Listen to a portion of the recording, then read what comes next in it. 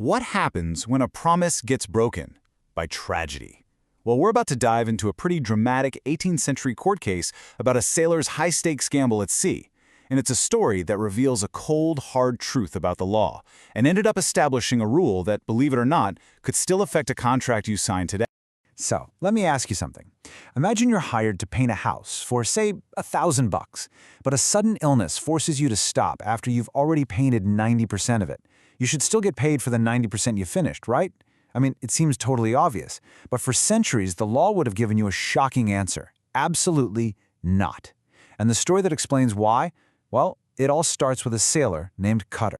Okay, so picture this. It's the late 1700s, a time of really perilous sea voyages. Our sailor, a guy named Cutter, signs on as his second mate for a pretty critical journey, bringing a ship loaded with valuable cargo all the way from the docks of Jamaica to Liverpool, England. Now, this journey was a grueling 2-month ordeal. For 7 long weeks, Cutter did his duty, navigating the ship through the treacherous waters of the Atlantic. They were so close. But then, with Liverpool practically on the horizon, just 10 days away, tragedy struck. Mr. Cutter fell ill and died, having completed almost the entire voyage. So why did this tragedy end up in court? Well, it was all about the money. A typical sailor back then might earn about £4 a month. But the ship's captain, a man named Paul, had offered Cutter a life-changing deal. 30 guineas. That's a massive sum, worth nearly 8 times the standard wage. But here's the catch, and it's a big one. It was a huge gamble. The contract was crystal clear. It was all or nothing. He would only get that payday if he completed the entire voyage. After her husband's tragic death, with the ship now safely in port, Mrs. Cutter sought what she felt was only fair. I mean, her husband had performed the vast majority of his duties. Surely his family was owed something for all that labor.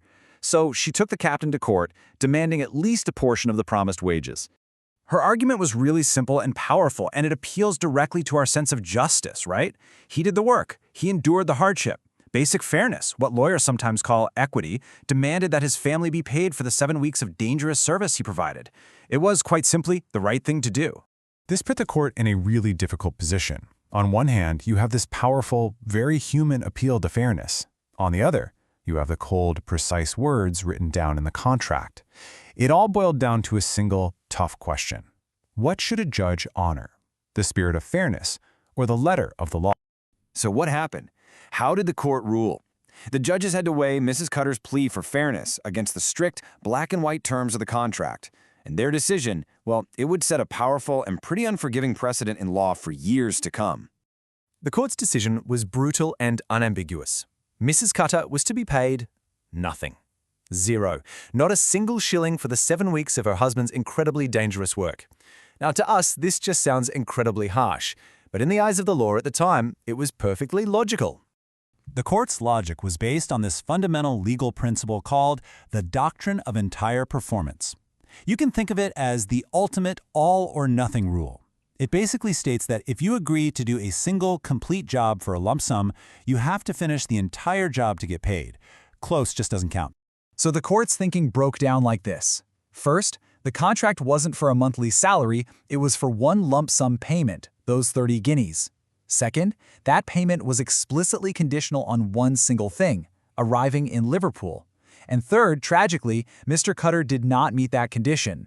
The whole reason the payment was so high was because he was taking on the risk of not finishing. He had made an all-or-nothing bet, and he lost. The case, known as Cutter v. Powell, became a cornerstone of contract law. For centuries, this strict all-or-nothing rule was applied. But you're probably wondering, is the law still this harsh today? Have we found ways to create a little more fairness in these kinds of situations? Thankfully, the answer is yes. Over time, the law evolved to prevent such harsh outcomes. For instance, there's a concept now called substantial performance. If you build a house, but say you use the wrong colored doorknobs, you still get paid for the house, minus the cost of replacing the doorknobs. Contracts can also be divisible, meaning you get paid in stages, like after you finish the foundation, then the framing, and so on. And courts have developed other principles, like quantum merite, to make sure people receive fair payment for the actual work they've done, softening that brutal all-or-nothing rule from Mr. Cutter's day. And that brings us right back to where we started. The tragic story of Mr. Cutter really highlights this timeless conflict. The cold certainty of a contract versus our human instinct for what feels fair. His case created a legal bedrock, But its true legacy is the constant search for a balance between the two. And it leaves us with a question that lawyers and judges still wrestle with today. When it comes to a promise, where do you draw the line between the letter of the law and what is just?